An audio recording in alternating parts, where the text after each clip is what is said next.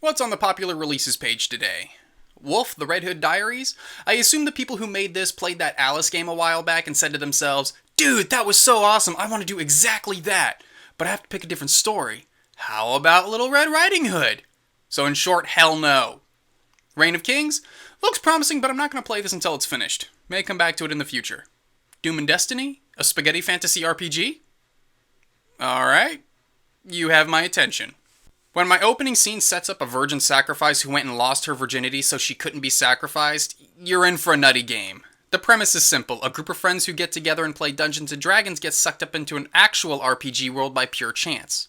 No, seriously, the 4 heroes are summoned in a ritual that brings forth random heroes to save the day.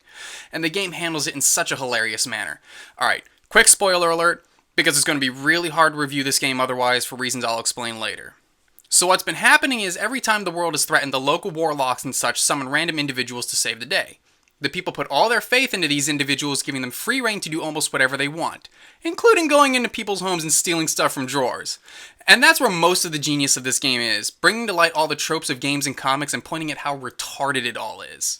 The gameplay is much in the same way as old school RPGs, but they did that thing where they put the turn order up top so you can plan your moves out better. All abilities have a humorous little anecdote and range from throwing a Molotov cocktail at someone to summoning your standard tornadoes and such. Items are stuff like pizza and beer, which made a lot of sense at the first segment of the game, but once I got into the RPG world, I started questioning why I'd find such things in a treasure chest in a mountain. But who cares? I have to say though, this game is hard as hell. You know how long it's been since I've had to grind out levels in an RPG? Okay, not since I reviewed Alphadia Genesis, but do you know how long since that one I'd had to grind levels out? You have to know what you're doing in this game, as even random encounters can murder you twice before breakfast. Modern RPGs have gotten me used to holding down an attack button for auto-attacking everything to death, but I tried that in this game and was killed in under a minute. The lesson in this game is rushing through a fight only rushes you to death, and for that, I tip my hat to you, Heartbit Interactive. Maybe it's just me, but I can't find a whole lot wrong with this game. Sure, it's grindy and can feel a bit repetitive, but those are problems with the genre itself more than the game. And it's even something the game makes light of.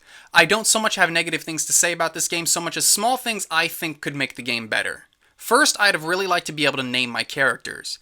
The leads in this game are everyday nerds playing a game. I'm an everyday nerd playing this game.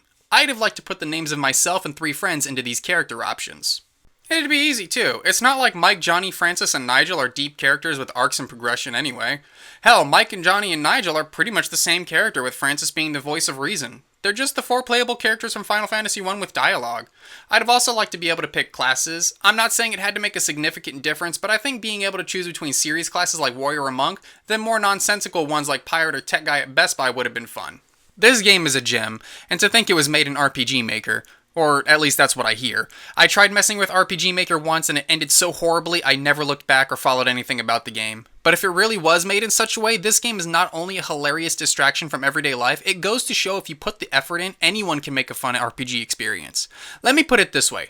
This is the only game I've reviewed thus far where I have bought an extra copy for a friend to play because it's such a fun ride. It's $10 and I highly recommend picking this one up.